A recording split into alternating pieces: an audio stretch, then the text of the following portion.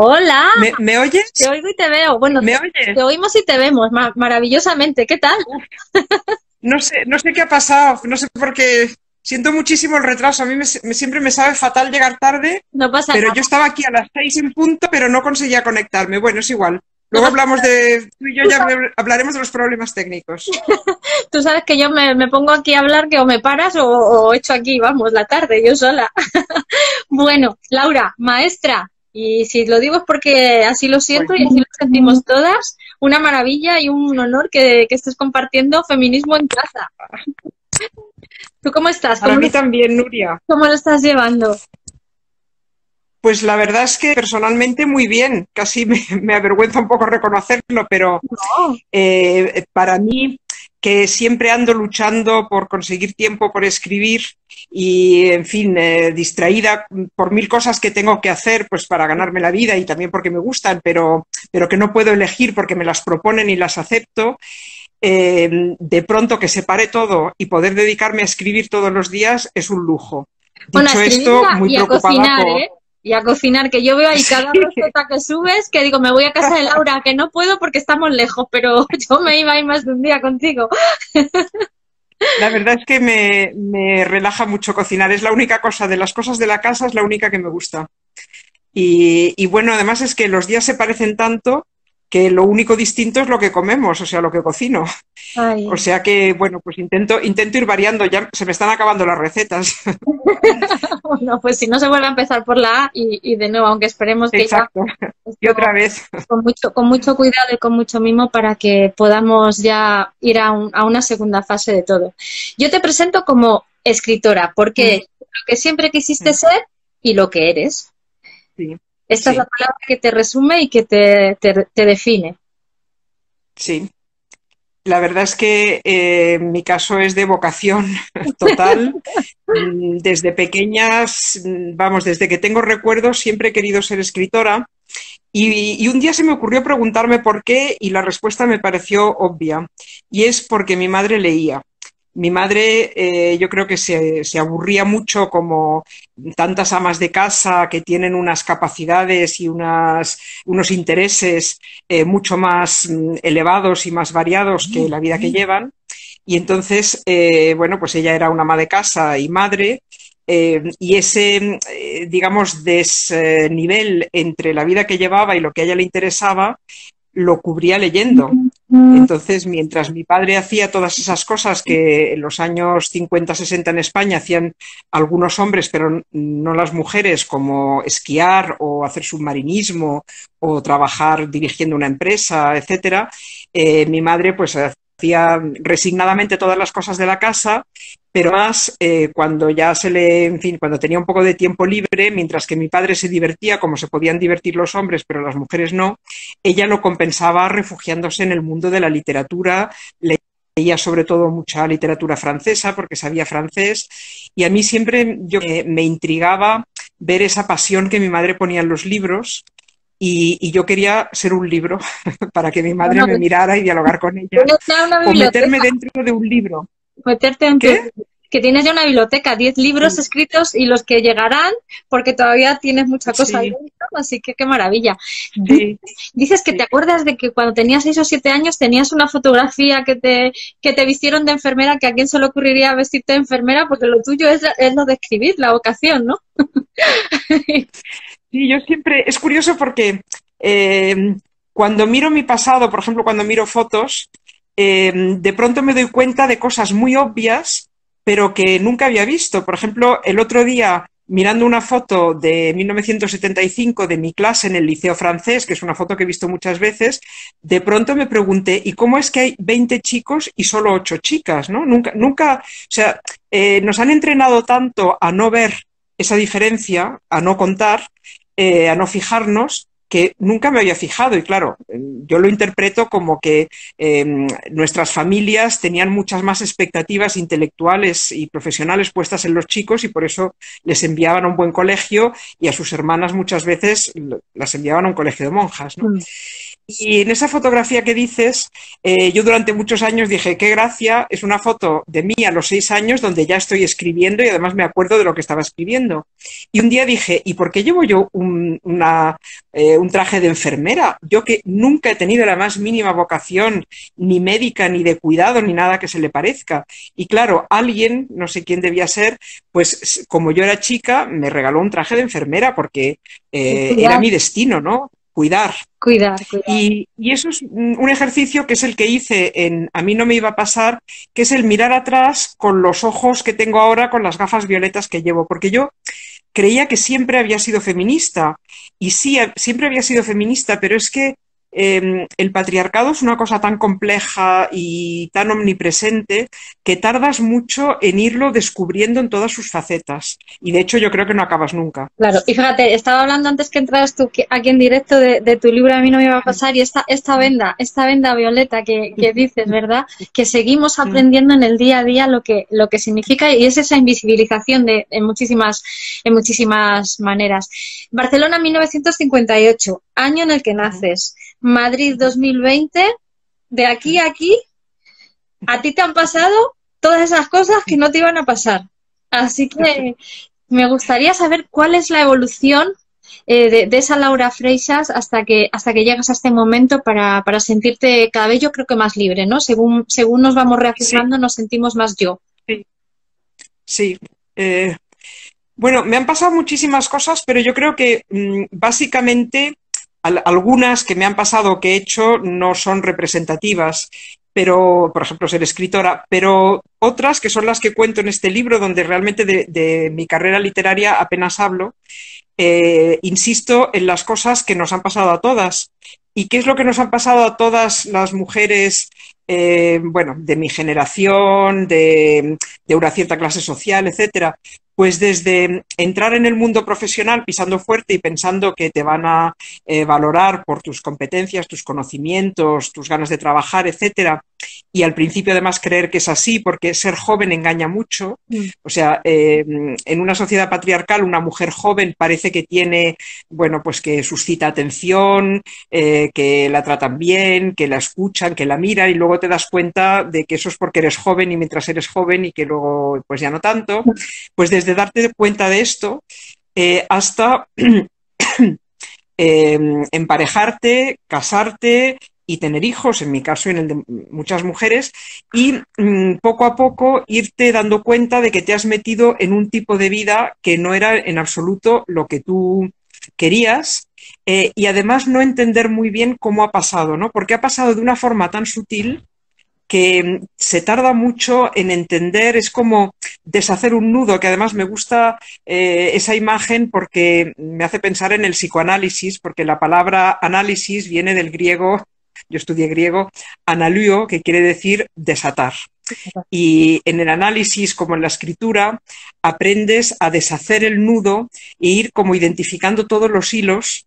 Bueno, es un trabajo muy complejo, pero que vale mucho la pena porque lo que ganas es libertad. Cuando te conoces y te entiendes, ganas muchísima libertad, porque dejas de atribuirlo todo a lo exterior, a los demás, a la presión social, a las circunstancias, que también están ahí, pero a mí lo que me interesaba sobre todo cuando escribí A mí no me iba a pasar, era entender qué parte había tenido yo en todo eso, ¿no? O sea, cómo yo había aceptado, había buscado, qué ventajas secundarias tenía para mí el patriarcado, porque las tiene, o sea, no es puramente una cuestión de imposición.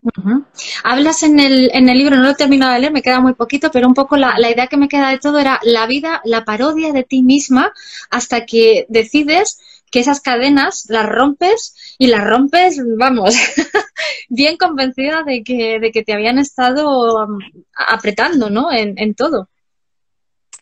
Sí, me gusta eso que has dicho de la parodia de mí misma, o sea, el descubrirme convertida en una maruja de lujo, con todos los aditamentos, ¿no? Con las mechas, con los tacones, con la manicura, con la fiesta infantil con payasa y todo eso, es decir, pero sí con el chalé adosado, es decir, pero si a mí nunca me han gustado los chalés adosados, si esto me parece, o sea, esta no soy yo, pero claro, has ido montando o dejando que se montara todo un montaje tal que es muy difícil romper. Yo me siento muy afortunada por haber podido romper con eso y sé que muchas otras mujeres, sobre todo las de la generación anterior, no pudieron. Y pesa mucho el hecho de ser madre. Cuando escribes también este libro, dices que hasta este momento realmente no te has mostrado tal y como eras, porque también hablar de lo personal como que no correspondía, te has dado cuenta de que sí, porque eso va unido a lo que tú también eres como persona, como profesional, ¿no?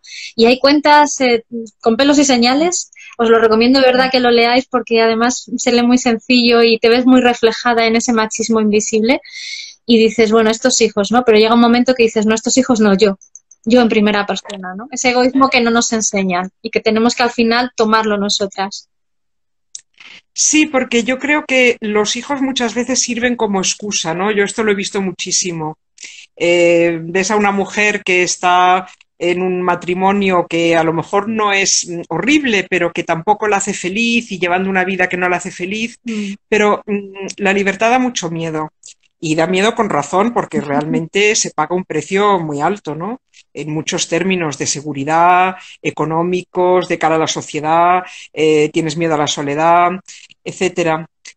Pero yo no quería que este supuesto, o sea, que muchas veces vestimos de altruismo, de sentido de la responsabilidad, etcétera, lo que es miedo. Bueno, no sé, a lo mejor mi hija y mi hijo quizá opinan otra cosa, quizá opinan que fui egoísta, pero yo creo que no es bueno para nadie, tampoco para ellas y ellos, ¿no? Para nuestras hijas e hijos, el tener una madre que no es feliz, que se está sacrificando por ellos y que además creo que en el caso de la relación entre madre e hija hay un ingrediente más que hace que cambie mucho respecto a la relación entre madre e hijo, que es que a tu hija le estás dando un modelo de vida, a tu hijo no, porque tu hijo siendo hombre no se va a encontrar con las mismas trampas o presiones o lo que sea, pero a tu hija sí, y creo que es hacerle una faena sacrificarse por ella. Yo esto lo vi muy claro analizando el diario de Silvia Plath y viendo el odio que le tiene a su madre cuando su madre ha sido como una madre absolutamente modélica según el patrón patriarcal, que ha vivido total y absolutamente para su hija y su hijo, se ha sacrificado por ellos, no ha tenido vida propia, incluso cuando se queda viuda los niños le piden que firme un papel diciendo que nunca se va a volver a casar y ella se lo firma. Bueno, o sea, una vida horrible y su hija, en vez de agradecérselo, está furiosa y la odia y yo lo entiendo. Y eso me sirvió para ver que una madre sacrificada no es un buen modelo. Y tú eres y luego respecto... la madre desastre, que tú dices que ni te gustaba tampoco esos dos hijos que acabas teniendo. Te gustan tus hijos, pero no tener que ser la madre. Y más esa madre maruja, ¿no? Que dices tú, idílica y casi clasista, ¿no? A la que tú estabas, bueno, que diste una parte de tu vida. Bueno, a mí me gusta ser madre, pero lo que pasa es que la madre estándar que nos venden, la que está por todas partes, la que está en el anuncio del año pasado del Día de la Madre del Corte Inglés, ¿no? Exacto, 97% entregada, 3% egoísmo, 0% quejas. Esa madre, vamos, desde luego, ni lo soy ni lo quiero ser. Entonces, una de las cosas que yo he intentado y que creo que las mujeres tenemos que intentar es descubrir nuestro propio modelo de ser madre, nuestra manera de ser madre, cuando la sociedad solamente nos ha dado el modelo de la Virgen María, que es la madre absolutamente sacrificada y, en fin, para mí, con perdón, un felpudo, o la mala madre, pues no sé, Bernarda Alba, todas las madres malas, egoístas, etcétera, etcétera. Yo he intentado ser madre, bueno, a mi manera, y reconozco que he sido muy feliz cuando mis hijos eran muy pequeños porque era un deslumbramiento y una maravilla. También me ha aburrido mucho y me he sentido muy asfixiada por la maternidad. Y ahora que mi hija y mi hijo ya son adultos, pues a mí me gusta mucho este papel de madre, o sea, esta etapa de la maternidad en que ya no tienes que llevarlos al dentista ni estar pendiente de sus deberes, ni etcétera, sino que son adultos y tienes con ellos una relación de adulto, pero no de igual a igual, sino pues como de guía, de protección, de ayuda, etcétera, pues me gusta mucho. Sí. Hay una frase que dices en la novela que con tu primer marido llega un momento en que el aburrimiento llega y que en lugar de charlar os reuníais, simplemente vivíais vidas paralelas, pero esto pasa muchísimo. Yo me fijo mucho, fíjate, esta tontería, cuando vas y te paras en un semáforo, las parejas que conducen en el coche, aquellas que se están mirando o aquella donde el marido que se conduce, por supuesto, y ella, la pobre, va mirando para otro lado, ¿no? Ese desencuentro en un lugar que es el de la pareja que supuestamente por sus ratos mejores y peores debería ser mirarnos a los ojos y sin embargo aquí son mundos paralelos, ¿no? Y ese reunirse, la verdad me ha resonado muchísimo porque es lo que pasa, ¿no? Te quedas ahí porque no te queda otra y entonces, bueno, dejas pasar los días y tu vida pasa. Sí, porque en el matrimonio hay una parte que yo no sé hasta qué punto es indispensable, porque, bueno, históricamente esto ha fluctuado mucho, ¿no? Pero, en fin, lo cierto es que en el matrimonio hay una parte de intendencia, de organizar la vida cotidiana, etcétera. Y al principio, cuando formas una pareja, esto no existe y luego va viniendo y no te das mucha cuenta y cuando te quieres dar cuenta, pues ya es como una empresa donde hay ingresos, gastos, agenda, organización, división de tareas, etcétera. Y muchas parejas siguen así porque desmontar esto es muy difícil y porque con esto tapan la falta de comunicación. Yo con mi pareja actual estoy muy contenta, entre otras cosas, porque no compartimos hijos, no compartimos hipoteca, cada uno tiene ya su vida profesional, etcétera. Si volviera atrás, no sé cómo haría lo que no conseguí hacer y además, de hecho, reconozco que ni siquiera lo intenté, aunque sea raro para una feminista, que es una pareja igualitaria. Pero entiendo que la pareja igualitaria que tengo ahora es mucho más fácil, dado que cada uno tiene pues todo eso por sí mismo, ¿no? Y en cambio, cuando lo has construido conjuntamente con otra persona, está todo tan inextricablemente unido que, claro, desmontarlo implica un precio muy alto, vamos, que yo pagué. Siempre digo que pasé de vacaciones en Japón a vacaciones en un camping y además en un camping sin coche, ¿no? Sí. Pero bueno, ha valido la pena. Ha valido la pena. Bueno, pero cada cosa llega en el momento justo, ¿no? De esa otra pareja también se aprende para tener la pareja que ahora tienes, que como dices, un día te escribió, tú le respondiste y ahí seguís, ¿no? Sí. ¡Qué maravilla!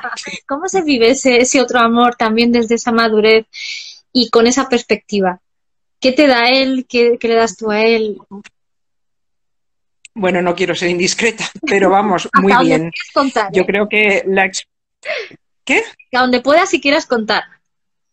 Bueno, la experiencia para mí es una gran cosa y yo, de hecho, vamos, yo me enamoré por segunda vez y creé otra pareja a los 50 años y yo me acuerdo de mi fiesta de los 50 años después de varios años que fueron duros, de deshacer el matrimonio, del mal rollo del divorcio, del batacazo económico, etcétera. A los 50 años conocí al que ahora es mi pareja y me acuerdo de esa fiesta de cuando cumplí 50 años, rodeada de mis amigas y amigos, en mi casa, y estaba muy contenta. Y bueno, ahora tengo 61 y sigo estando muy contenta. Para mí es la mejor época de la vida. Ha habido épocas a lo mejor más excitantes y más novedosas, pero yo también, no sé, lo vivía con mucha angustia y no lo cambio. Bueno, son épocas distintas, pero la actual es estupenda, la verdad. La plenitud en la madurez Sí. absoluta. Esa invisibilidad, que es un poco el hilo conductor de esta charla, parece mentira que en pleno siglo XXI esté todavía y sigamos sin verla en muchísimos casos, ¿no? No es solamente la mirada feminista la que nos abre los ojos, sino muchas veces el dolor, ¿no? Por el que se tiene que pasar para que se nos caiga esa venda. ¿Solo aprendemos sufriendo una y otra vez las mujeres?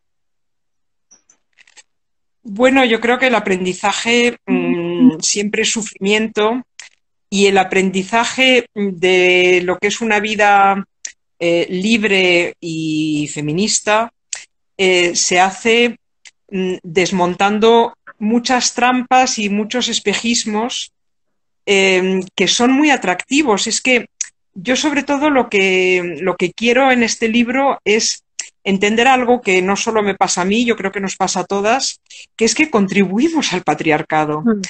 Eh, las primeras versiones de los capítulos que iba escribiendo y que iba comentando, porque creo que esto es muy necesario, muy positivo para cualquiera que escribe, yo los iba comentando con las escritoras que también ellas me pasaban sus textos y nos hacíamos unas críticas muy duras, como tiene que ser, y me decían que era victimista y que no hacía más que quejarme. Y tenían razón. Y entonces tuve que ir quitando esas capas de queja y de decir, es que me han presionado, es que yo no sabía, es que, o sea, echarle la culpa a las circunstancias y a los demás para ver mi propia culpa. O mi propia contribución, ¿no? Que es lo que digo en una de las citas que encabeza el libro, es una frase de Lacan que dice algo así como cuál es tu contribución a eso de lo que te quejas, y eso es lo que yo quería ver. ¿Y cuál es la contribución? Bueno, el patriarcado tiene ventajas, igual que Freud decía que la enfermedad tiene ventajas para el enfermo, ¿no? Y que inconscientemente se pueden buscar, pues que te cuidan, por ejemplo. Y el patriarcado tiene ventajas porque te coloca en una situación como de irresponsabilidad, por ejemplo. Y luego, claro, en una sociedad tan desigual, para una mujer, o sea, lo que para un hombre creo que es más fácil, que es afirmar su individualidad, ser autónomo, etcétera, para una mujer es mucho más difícil porque el mundo profesional no la acoge del mismo modo. Yo siempre digo que con el mundo de la cultura, que es el mío, tengo una relación de amor-odio, o sea, lo amo y me encanta y me siento querida y apreciada, y al mismo tiempo siempre estoy enfadada o muchas veces y protestando por la discriminación evidente. Y claro, esto es muy cansado. Y entonces es muy tentador refugiarte en un papel que todo el mundo te va a aplaudir, todo el mundo te va a reconocer, que es el papel de esposa y madre, y te vas a sentir protegida del mundo, con un maridito que es el que, bueno, saca las castañas del fuego a toda la familia, etcétera. Y renunciar a esto es doloroso. Pero bueno, recuerdo siempre una amiga que me dijo, sé más adulta, disfrutarás más. Y tenía toda la razón, o sea, yo me estaba infantilizando. Y de hecho, cuando empiezo el libro contando esta fiesta infantil, pues no sé si lo digo, pero yo me sentía como una niña más, ¿no? En un mundo, porque el mundo de las madres es un mundo muy infantilizado, no porque las madres sean así, sino que es como el modelo social de ser madre. Es ser una especie de niña también, míralo en la publicidad, por ejemplo, ¿no? O en las imágenes que se nos dan de madres son muy infantilizadas y tienes que descubrir un modelo. Yo creo que los hombres tienen un modelo más claro y más satisfactorio. No digo que no haya que revisarlo, porque creo que sí, bueno, que pagan un precio, que lo tienen que revisar, pero una mujer para llevar una vida plena no tiene modelos. O sea, no tenemos, por ejemplo, modelos históricos o modelos literarios, hay muy pocos. Entonces te tienes que inventar el modelo a medida que vas creando tu vida, tienes que ir inventándote eso que no te han dado. De ahí que luego fundara con otras compañeras la Asociación Clásicas y Modernas, porque me di cuenta de lo importante que es que haya igualdad en la cultura, y por eso, por ejemplo, hicimos ciclos de conferencias como Ni ellas musas ni ellos genios, para rescatar a esas mujeres que son nuestras predecesoras, que nos muestran el camino y que nos han ocultado. Qué importante esa genealogía, ¿verdad? Porque esa relación de amor-odio que tú decías en el mundo de la cultura, que al final es lo que la cultura te crea como persona, te hace volar en muchísimos ámbitos, y en tu caso como escritora, que cuando tú te querías dedicar a escritora pensabas que habías llegado, y sin embargo era la literatura para mujeres como ese género menor, cuando sin embargo somos el 52%, la manía que tienen de ningunearnos en todo, y de alguna manera todavía sigue siendo así, aunque también dices que te alegras de que cada vez seamos más quienes nos acercamos a culturizar a ese mundo patriarcal a través de las letras, ¿no? Es que es fundamental, o sea, no puede haber un cambio en la sociedad por muchas leyes que se hagan, por muchas políticas públicas, por muchos presupuestos y muchas direcciones generales y ministerios, que todo eso es necesario y es muy positivo, pero no puede haber un cambio si no cambiamos internamente, si no cambiamos nuestra manera de actuar y de relacionarnos y de entender nuestra vida, ¿no? Por ejemplo, ¿por qué hay tantas mujeres que conviven con maltratadores? O sea, tú sabes más de esto que yo, pero tengo entendido que tardan años, como por ejemplo 8 años en denunciar. 9 años, entre 9 y 11 años de media. Bueno, pues tenemos que preguntarnos por qué esas mujeres siguen ahí cuando hay una sociedad en que legalmente ellas tienen el derecho de denunciar y hay casas de acogida. O sea, no podemos atribuirlo únicamente a factores externos. Hay un factor interno y yo creo que en esa psicología de las mujeres y de los hombres, porque hay que cuestionar a ambos, tiene un gran papel el modelo cultural, ¿no? Yo me acuerdo, por ejemplo, de haber acompañado a mi hija a ver una película horriblemente machista llamada Crepúsculo, que a veces me... Claro, bueno, y pero alguien, hay que verlo. siempre que lo cuento, Hay que verlo. alguien me dice... Pero ¿por qué llevas a tu hija, o sea, a ver esto? Y yo digo, bueno, porque mi hija quiere verlo, porque lo han visto todas sus compañeras, y porque además no tengo otra película que también sea de Hollywood y también sea muy atractiva y tal y que transmita otros valores, porque no la hay. Entonces, pues, ¿qué hago? La acompañé porque por lo menos quería ayudarla a que lo viera críticamente, ¿no? Y bueno, pues al salir le dije, oye, pues me parece a mí que este vampiro, por muy mono que sea y muy vegetariano, no es una buena pareja, ¿no? Pero me di cuenta de cómo se les vende a las chicas y a los chicos esta idea de que un asesino, porque él lo dice, que, o sea, en la película dice que ha asesinado y tal, puede ser un hombre maravilloso y que solamente está esperando que una mujer venga para convertirle en otra cosa, etcétera. Y esto, aunque no nos demos cuenta, está en toda, o sea, nos influye porque está por todas partes. Yo me di cuenta de que mi visión, la visión que yo tenía de mi marido, estaba muy influida por estos patrones culturales, ¿no? No diré por James Bond, pero sí por, no sé, por la idealización en general de los hombres fuertes, ¿no? Del sentido de protección, y no tenemos otro. No tenemos otro, ¿no? O sea, tenemos que crear otros referentes porque no los hay. Y yo me daba cuenta, por ejemplo, una cosa que es una tontería, pero yo me formé leyendo, entre otras cosas, Asterix. Y en Asterix, no sé si recuerdas el personaje de la mujer del jefe, que se llama Bonmin, y que a veces se enfada, y cuando se enfada empieza a gritar como, y se le pone una cara y unos gestos como de gallina, es completamente ridícula. Y yo me daba cuenta que cuando me enfadaba con mi marido me sentía como ese personaje, o sea, me sentía completamente ridícula, ¿no? Y que eso me frenaba. En fin. Ay, cómo nos comen por todos los lados. Qué importante también el darnos cuenta de lo que nos pasa, pero que sin que se nos pase la vida. Y la publicidad también nos está pervirtiendo mucho esa salida o esa libertad, ¿no? Porque se sigue esperando de nosotras, tanto física como psicológicamente, a esa mujer de siempre, la que espera y desespera y la que no se queja. Y tú también te dedicas muchísimo en esa labor que haces con tu propia literatura y con las charlas que das a desenmascarar a las mujeres que hay de verdad, sobre las que hay que hablar. Y hay una charla que a mí me gustó mucho, que es sobre la de Pablo Neruda. Pablo Neruda, el gran violador y sin embargo el señor tan admirado todavía, ¿no? Me gustaría que nos un poco hablaras de esa charla. Esa charla me pasé un año preparándola porque yo sabía que estaba tocando un punto muy delicado, que es hacer una crítica ética y política a una figura intocable como son todas las figuras a las que llaman genios. Pablo Neruda en sus memorias cuenta en media página, pasándose como si fuera una cosa totalmente baladí, como él tenía una criada en Sri Lanka, que era una mujer analfabeta, descalza, de la casta de los parias, etcétera, pero que era muy guapa y que un día, pues bueno, pues él se encapricha de ella y se la lleva a la cama y la viola. No dice esta palabra, pero vamos, el relato es obviamente de una violación.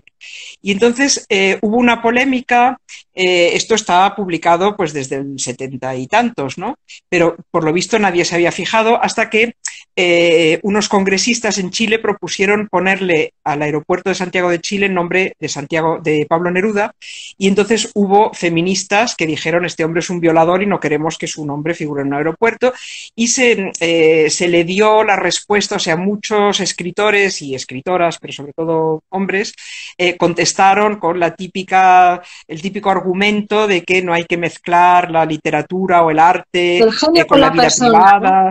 Sí, ¿no? Exacto. exacto. Y entonces yo tomo ese hilo conductor para mi conferencia y voy intentando desmontarlo y además explicando qué papel han tenido las mujeres en el arte y en la cultura y cómo hay una coherencia, o sea, cómo lo que yo quería decir es, esto no es una anécdota, o sea, ya si fuera una anécdota es gravísimo, pero es que además es coherente con esa patente de corso que se le da a los llamados genios, que de hecho es una forma de darle una patente de corso hasta cierto punto a los privilegiados, a los hombres, a los blancos, a los occidentales, etcétera, y permitir que se trate a las personas no privilegiadas, a las personas subalternas, como una especie de seres desechables que no nos importan nada.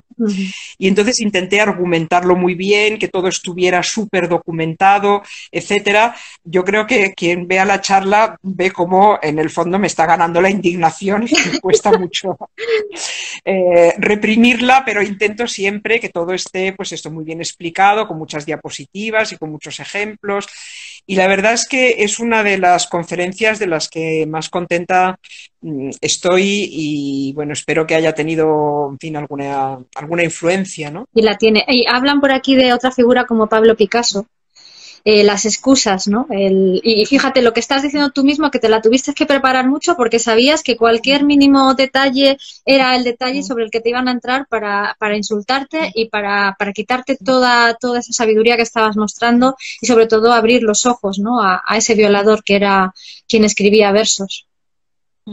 Sí, el caso de Pablo Picasso no lo conozco bien, no he leído ninguna biografía suya, por ejemplo, pero creo que en esa conferencia doy como una serie de pautas que luego se pueden aplicar a otros casos, ¿no? Y que creo que tenemos que juzgar el arte y los artistas no solo, por supuesto hay que juzgarlos desde el punto de vista estético, pero también desde el punto de vista ético, porque tienen una influencia enorme.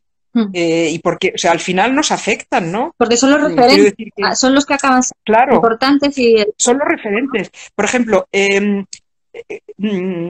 toda esa idealización que hay de la prostitución, ¿no? De considerarla una cosa pues liberadora, transgresora, etcétera, yo veo cómo está la influencia me estoy acordando de otra conferencia que di sobre María Teresa León y Rafael Alberti, comparando las memorias de cada uno de ellos, porque nacen casi el mismo año, en el mismo país, misma clase social, etcétera, los dos con una vocación literaria, el mismo tipo de personalidad, y es interesantísimo comparar sus memorias y ver cómo en cada terreno ella va encontrando obstáculos y él va encontrando, al contrario, facilidades. Y hablo también de su aproximación al sexo y Alberti habla de sus visitas a los prostíbulos y les llama la alegre fiesta del amor y habla de mujeres guapas y baratas, ¿no? Entonces, claro, esa banalización de la explotación sexual y de lo que, bueno, de lo que es la prostitución, que a mí me parece que es un horror para las prostitutas, pues se acepta fácilmente porque viene precedido de todo este discurso, ¿no? Y porque no hemos leído, o sea, hemos leído a muchos prostituidores y a muchos violadores que han banalizado, frivolizado, etcétera, estas realidades, y hemos leído a poquísimas, porque muy pocas se han atrevido a escribir y menos a publicar, relatos de mujeres violadas o de mujeres prostituidas. Y si lo hiciéramos, cambiaría nuestra visión de estas cosas, porque es como, o sea, de todas estas experiencias, la mayoría de nosotras o no tenemos ninguna experiencia, afortunadamente, o la que tenemos es muy indirecta, o por ejemplo con la maternidad tenemos una experiencia propia individual, pero seguimos sin conocer otras experiencias que pudieran darnos una visión global. Entonces, por ejemplo, nos podemos creer, incluso mujeres que han sido madres, se llegan a creer que existen mujeres en el mundo que les parece muy bien y están encantadas de quedarse embarazadas para hacerle un favor a alguien y pasar un parto pues simplemente para hacerle un regalo a unos desconocidos, etcétera, ¿no? Es decir, la visión que tenemos de las experiencias del mundo, de la sociedad, está total y absolutamente mediatizada por la representación cultural. Y si no influimos en esa representación cultural, va a ser muy difícil que cambiemos la sociedad.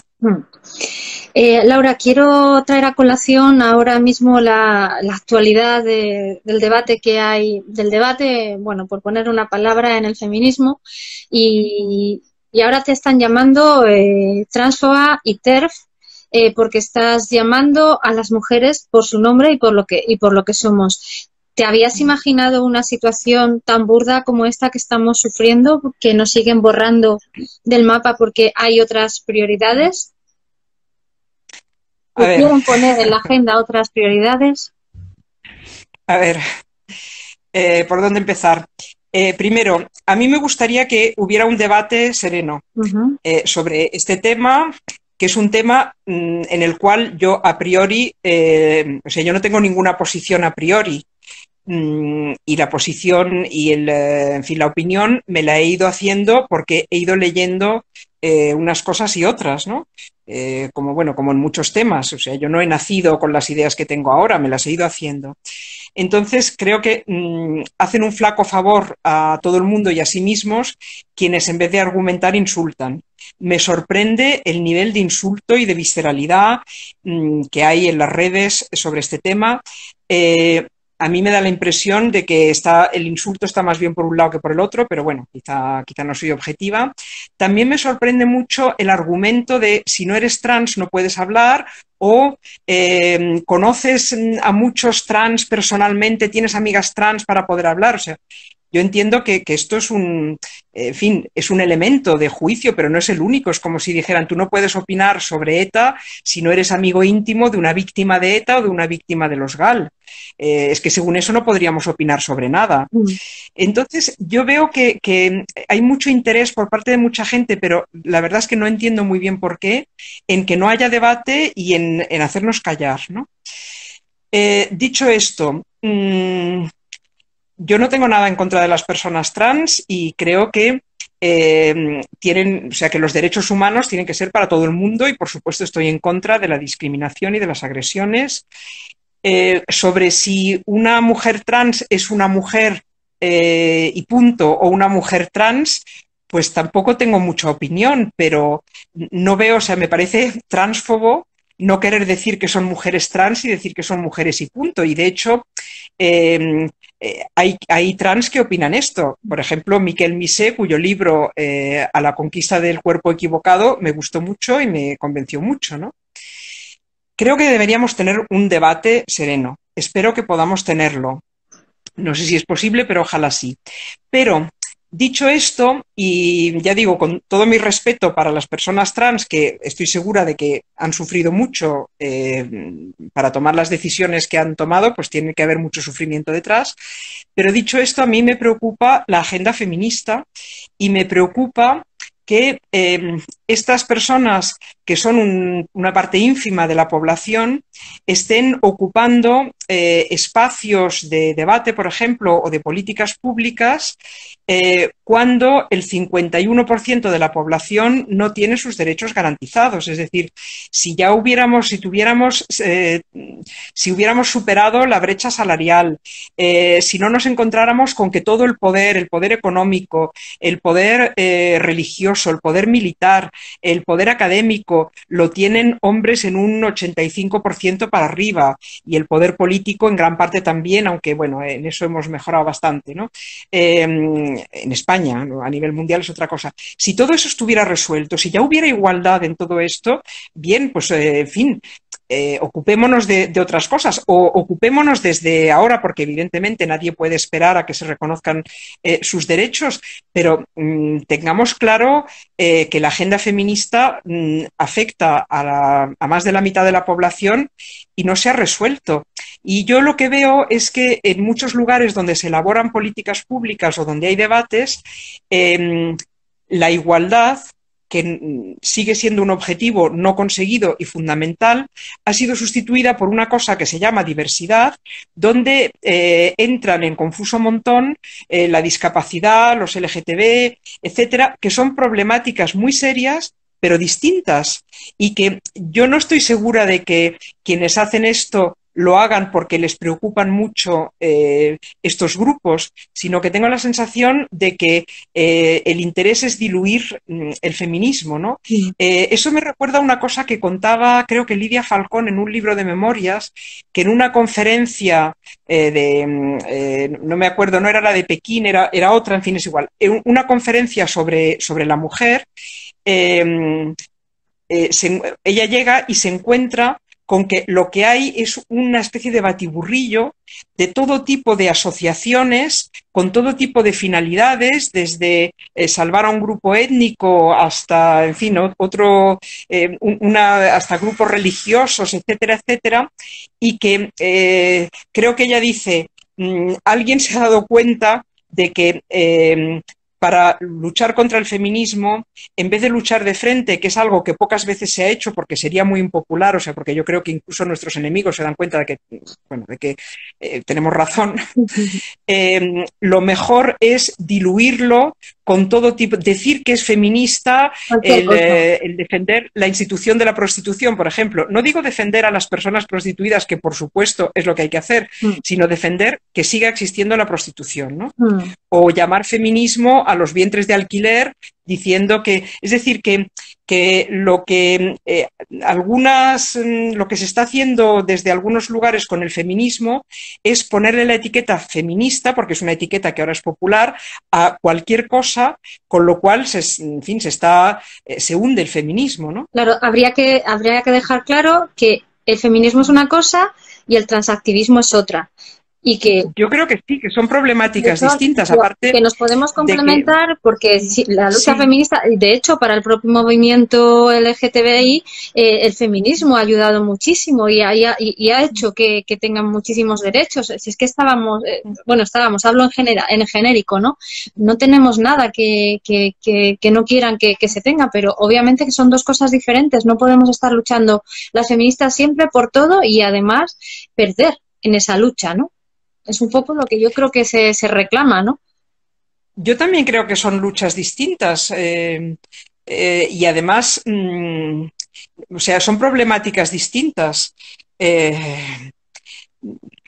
incluso podríamos pensar que luchamos conjuntamente por el mismo objetivo, que es el fin del patriarcado, pero no siempre lo veo. O sea, hay una parte del transactivismo que sí, pero hay otra parte del transactivismo que lo que quiere es que esos estereotipos patriarcales de la mujer muy mujer y del hombre muy hombre sigan en pie, pero solamente que sean por elección, ¿no? Pero yo no veo que o sea, yo veo, no digo en absoluto que sean todos, pero yo veo ciertas personas trans que lo que hacen es corroborar esos estereotipos e incluso exagerarlos. Entonces yo no veo muy bien en qué son feministas. A ver, acepto que me puedo equivocar. O sea, yo soy consciente de que hay algunos temas que conozco muy bien. Por ejemplo, las mujeres y la cultura es un tema que llevo muchísimos años estudiando y en el que opino con mucho aplomo. En este tema no. En este tema me estoy formando una opinión, ya he llegado a algunas conclusiones, pero a otras no. Y yo invito, y de hecho ya lo estoy haciendo con algunas personas, invito a quien quiera a que me ofrezca argumentos, lecturas, a que me mande enlaces, a que me recomiende libros. Pero veo que es muy difícil porque cuando se empieza a debatir esto, lo que recibo son insultos. Entonces, pues bueno, bloqueo, alguna vez contesto, pero no veo que ganamos con esto, la verdad. Bueno, pues nosotras tenemos que seguir a lo nuestro y evitar con un chubasquero muy grande, porque hay muchísimas cosas que siguen en esa agenda que además por todas estas crisis que estamos sufriendo ahora van a quedar relegadas y vamos a seguir quedando relegadas, Laura. Me preocupa un tema fundamental como es este fascismo que no solamente ha entrado en las instituciones, sino que también ha entrado en la propia ciudadanía, esa ciudadanía que aplaude a las 8 y a las 9 hace caceroladas, esa ciudadanía que dice una cosa y hace la contraria, y en esa ciudadanía donde de nuevo el feminismo queda relegado a ese insulto y a esa degradación. ¿Cómo estás viendo esta situación? Pues mira, a lo mejor me equivoco, pero a mí no me preocupa demasiado porque pienso que hay algunas, creo que hemos conseguido muchos avances y hemos demostrado además que no va a ser fácil que nos los quiten. Para mí el tren de la libertad Marco. y su consecuencia en que el ministro que había intentado volver a prohibir el aborto, pues ahí acabó su carrera política, es una gran lección, ¿no? Entonces yo pienso que sí, que desde luego tenemos que luchar. Casi te diría que me alegra que se vea tan claro que el antifeminismo es antidemocracia, ¿no? O sea, que son los mismos, que es la misma extrema derecha la que pone en duda o ataca los logros del feminismo y que además quiere volver al franquismo, ¿no? O sea, a mí no me sorprende nada, pero me alegro de que se vea tan claro.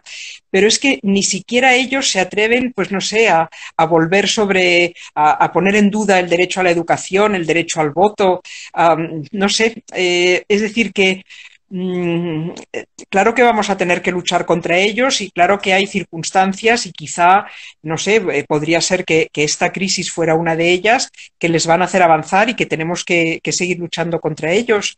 Pero ni siquiera me queda muy claro que la extrema derecha tenga la misma estrategia en todas partes, ¿no? Y que en otros países no se atreven, o sea, en unos países se atreven más contra el feminismo y en otros menos. O sea, que un movimiento feminista fuerte yo creo que les va a parar los pies. Bueno, ojalá. Ojalá así sea. ¿Qué es para ti lo más importante en esta lucha desde Laura, la persona que llevas a cabo en el día a día? Obviamente la cultura, ¿no? Pero ¿hay algo más en ese eje que te mueve a ti? No, la cultura, porque creo que es un ámbito que ha sido descuidado con toda la razón, porque las mujeres han tenido unos terrenos de lucha, o sea, unos terrenos donde la lucha era muchísimo más urgente, no digo más vital ni más importante, sino más urgente, ¿no? Como luchar contra la violencia o poder votar o etcétera. Pero yo creo que la cultura es un ámbito absolutamente crucial para la igualdad y además es el ámbito que a mí me gusta. O sea, yo ahora estoy preparando otra conferencia que es sobre los mecanismos por los que se borra a las mujeres de la historia, concretamente en el caso de las escritoras, ¿no? Y me llevo una gran alegría cuando entiendo algo que no entendía y ese es mi trabajo de todos los días. Yo, de hecho, básicamente soy eso, soy una escritora y una estudiosa y también pues intento difundir ideas, etcétera, pero no soy una activista, ni soy una teórica, ni soy... Entonces yo estoy muy contenta en mi casa con mis libros y ahora, por ejemplo, me acabo de leer... Tu activismo es ese, Laura, tu activismo es mi activismo es ese, claro, no y es un placer también, ¿no? Maravilla. Sí, leer libros, recomendarlos, difundir las ideas que encuentro en ellos, dialogar con otras personas. Y ya te digo, en cuanto a mi faceta de activista, por ejemplo, en las redes o en la prensa, echo mucho de menos un diálogo sereno, porque yo estoy dispuesta a dejarme convencer, pero si en vez de argumentos me encuentro con insultos, pues es una pena, ¿no? Lo que está pasando con las redes, porque podrían ser un instrumento, y a veces, y en parte lo son, maravilloso para debatir y para influir sin ser nadie. Por ejemplo, yo muchas veces pues me indigno de que no haya mujeres aquí o allá, y hasta que apareció Twitter yo no tenía un canal para mostrar esa indignación. Yo he llegado a escribir cartas, o sea, sin ser nadie o siendo, bueno, una escritora del montón, pero he llegado a escribir cartas a tal o cual revista diciendo, pues yo ante mí y por mí digo que es intolerable que ustedes publiquen número tras número donde todos los colaboradores o casi son hombres, ¿no? Por ejemplo. Pero bueno, pues tiran la carta a la papelera y aquí no ha pasado nada. A través de Twitter puedo denunciar y entonces esto se difunde y veo que eso tiene efectos, ¿no? Y estoy encantada, pero me sabe mal esa otra parte. Están preguntando por aquí que para cuándo esa charla, que ya quieren verla. Bueno, en principio está prevista para octubre. Esperemos que para entonces no haya otro brote. No puedo decir más, pero desde luego os avisaré, y si me seguís por redes ya sabéis que soy muy pesada y que las cosas las repito mucho y tal, o sea que la vais a ver. Y además ahora todo se graba, o sea que la puedes ver desde otro país, en otro momento, afortunadamente. ¿Cuáles son para ti tus musas? Mira, yo creo que sobre todo Silvia Plath, porque podría decirte Virginia Woolf por muchos motivos, pero para mí Silvia Plath es el modelo más como al que más me parezco, en el sentido de que Virginia Woolf vivió una vida en cierto modo bastante protegida, y además es una mujer, bueno, pues en fin,